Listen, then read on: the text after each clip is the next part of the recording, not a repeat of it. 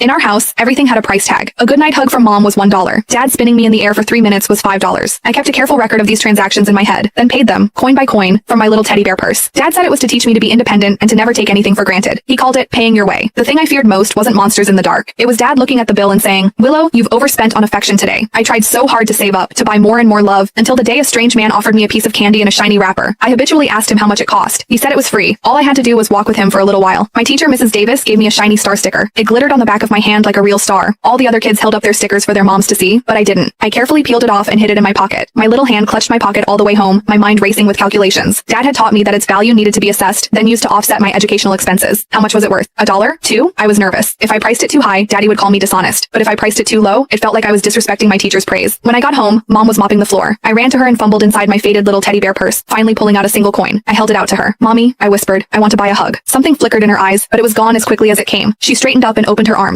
I stepped into them. 1 second, 2 seconds, she let go. She took the coin from my hand and dropped it into a glass jar on the kitchen windowsill. A thin layer of coins already covered the bottom. My father, Arthur, was sitting on the sofa. He glanced up, then tapped something into his phone. "What did you accomplish at school today?" he asked, his eyes still glued to the screen. My heart pounded as I pulled the star sticker from my pocket and handed it to him. He took it without a word of praise, snapped a picture with his phone, and uploaded it with a note. "Return on educational investment, ROEI. Non-monetary asset X1. Estimated value, $2, to be deducted from educational expenses." I breathed a sigh of relief. My estimate was close. Just then, the doorbell rang. Mom answered it. My Aunt Claire and my cousin Leo were standing on the porch. "Alara!" my aunt cried, sweeping me up from the floor and planting a huge kiss on my cheek. "Oh, my sweet girl, I've missed you so much." I froze. Aunt Claire's hug was warm. It wasn't fast like Mom's, and I knew Dad wasn't timing it in his head, but this hug was too expensive. I squirmed out of her arms and hid behind my mother, clutching her dress. "Mommy, Auntie's hug. How much do I have to pay? I don't have enough money. Can I owe you?" The smile vanished from my aunt's face. She stared at me, then at my parents, her expression one of pure disbelief. My cousin Leo, a year older than me, didn't understand the sudden shift in mood. He ran over and pushed his transformer into my hands. "Here, Willow, you can play with this." I recoiled as if I'd been burned, clutching my teddy bear purse to my chest. "I can't just take things from you." "Arthur, Alara, look at what you've done." Aunt Claire finally exploded, her finger trembling as she pointed at my parents. "Are you insane? You're turning a child into a monster. This is a home, not a corporation." My father adjusted his glasses. "You don't understand, Claire," he said calmly. "This is a progressive parenting philosophy. We're cultivating her independence, teaching her the value of things. It will give her a competitive edge later in life." "Independence? A competitive edge?" My aunt laughed, a harsh, bitter sound. "She's 4 years old. What she needs is unconditional love, not a damn quid pro quo." My mother tugged on her sister's arm. "It's okay, Claire, please. This is our way. Don't interfere." Aunt Claire looked at my mother, her eyes filled with disappointment. The argument ended, as it always did, in a tense stalemate. As my aunt was leaving, her eyes shimmering with tears, she knelt down and secretly pressed a piece of candy into my hand. The wrapper was so shiny, more beautiful than anything I'd ever seen. She lowered her voice. "Listen to me, Willow. What your aunt gives you is love. Love, sweetheart. Love is free." I clutched the candy, lost in a profound confusion. Love is free? That night I came down with a fever. My body was a war of ice and fire. I felt miserable. I wanted to call for my mom, but I didn't dare. I quietly— To unlock the full story for free, visit the link in my bio to download TikTok, search for the number in this video, and discover more exciting content.